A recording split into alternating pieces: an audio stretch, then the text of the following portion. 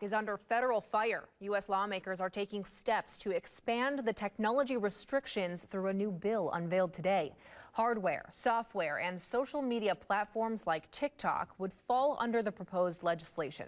NBC 15's Colt Molesky explains what this bipartisan bill holds.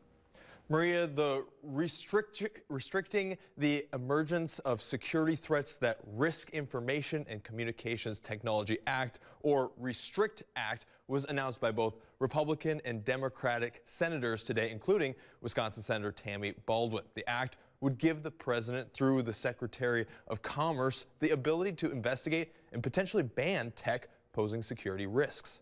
What we are trying to deal with here is the risks of insecure information and communication technologies, ICT.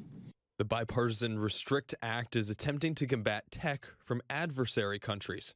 With that in mind, I'm proud to stand here with some of our co-sponsors on the Restrict Act, which will give the president, and more specifically the Secretary of Commerce, new authorities to mitigate the threats. One of the bill's co-sponsors, Virginia Senator Mark Warren, says the act covers tech from countries including China and Russia. The source of most concern during the press event, TikTok. We know that technology is changing rapidly. Wisconsin Senator Tammy Baldwin noted companies controlled or owned by adversary countries like TikTok are growing rapidly with little oversight and no transparency.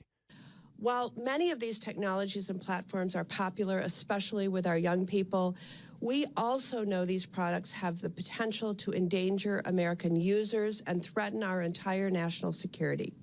The act would allow the Secretary of Commerce to identify, deter, and disrupt technology products foreign adversaries have interest in and pose a risk to national security.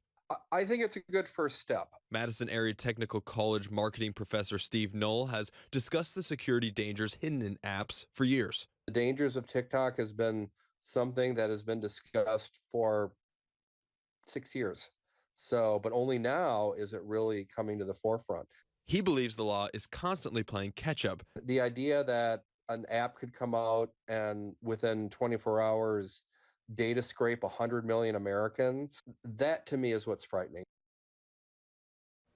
Now, the White House has also endorsed the bill, saying President Joe Biden would work with both parties to get the legislation on his desk. In studio, Colt Molesky, NBC 15 News.